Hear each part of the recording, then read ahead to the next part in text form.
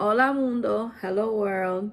Let me start off by saying I have always been a Britney Spears fan since I could remember. This has a lot to do with the fact that my dad was a huge fan of Britney Spears ever since she popped up on the scene, especially with Hit Me Baby One More Time. I think that was her first single. But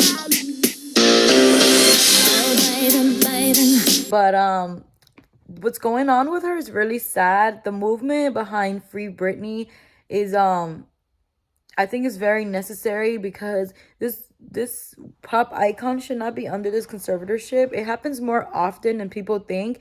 She shouldn't be under this conservatorship, and then apart from the fact that she's under this conservatorship, she did not want her dad to be the one in charge of it, handling her money.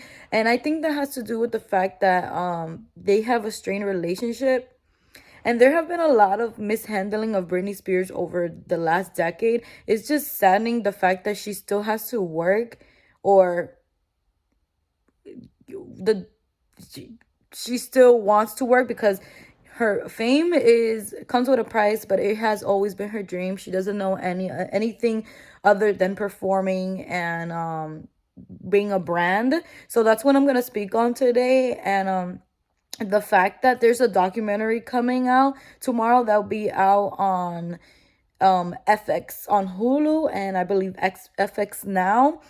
It's called Framing Britney, and it's about her conservatorship and how people are putting the pieces together, and they're finally speaking for Britney. So here we go.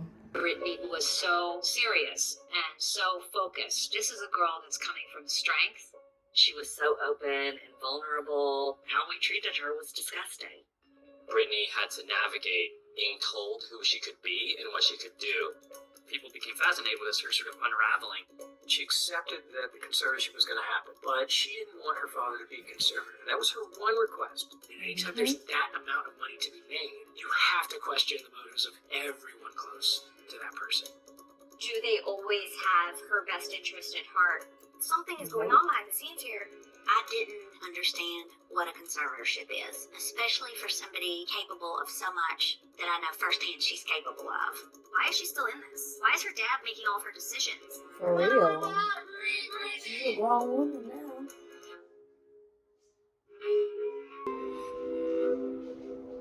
So this conservatorship is like really baffling to me because she's been under this conservatorship over 12 years, and it would have made sense if it was temporary because of the mental breakdown that she had in 2007, and then she was under this conservatorship in 2008.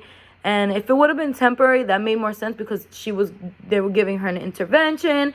Her life needed more stabilization. She lost her kids. She was divorcing her husband. She shaved her head and all that, yada, yada, yada. But this whole 12 years is like a punishment. It's a punishment to her. I honestly think that first of all, her documents are out. Supposedly she has dementia.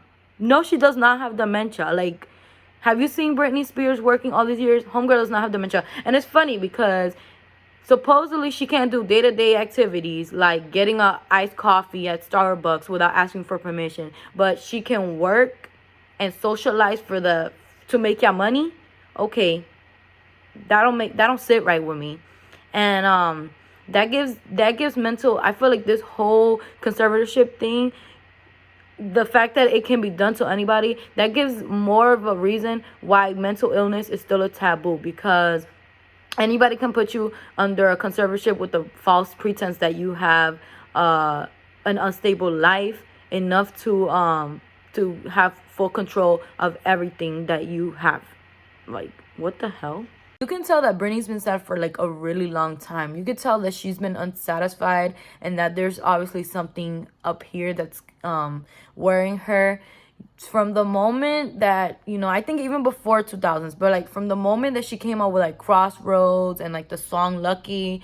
We didn't really read into it when we were younger, but like the older we get and now listening back to it and like watching her interviews and stuff, and then now seeing her in other interviews, you're like, there's obviously been a huge disconnect.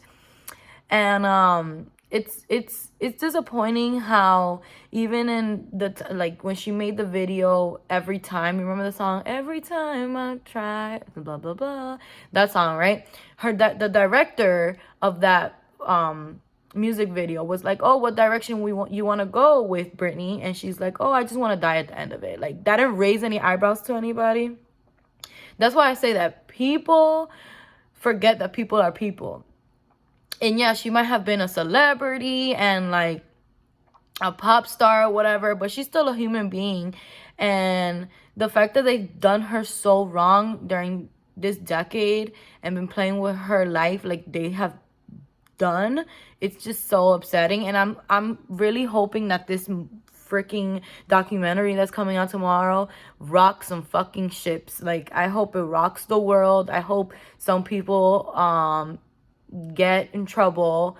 I hope that Britney gets justice like she's been needing for more than a decade, possibly all her life. I think that people are not products. Basically, the lesson here is that it be your own people sometimes. It could be a family member or a relative. There's a difference between the two, or even a friend who will not always have your best interest at hand. So you kind of have to figure out yourself amidst all the voices. And that's really what the lesson is here.